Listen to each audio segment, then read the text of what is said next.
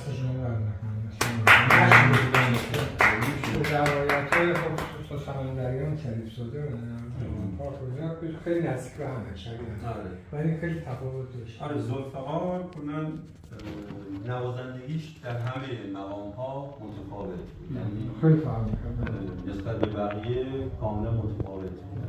حتی نواییش هم نسبت به بقیه متفاوت بود. خیلی نمیتونیم بگیم که الان این جملهش یک جمله نوایی مثلا تطبیق بدیم با مثلا یه جمله نوایی سربرند. نه اصلا اینجوری نیست. یه متفاوت. مثلا مقام شاه زمانه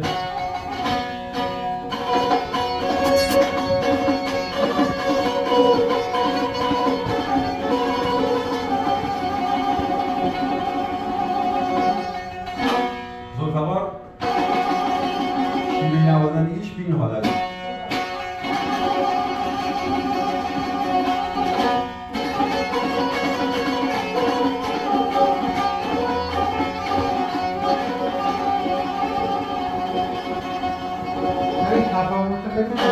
خیلی خوب. همین تفاوت داشت. آره این تفاوته باعث شده که این همه موسیقی خراسان متنوع باشه و به اصطلاح بی انتها. یعنی میگن که مثلا موسیقی فولک محدوده، نه ولی واقعیتش اینجوری نیست، خیلی گسترده است.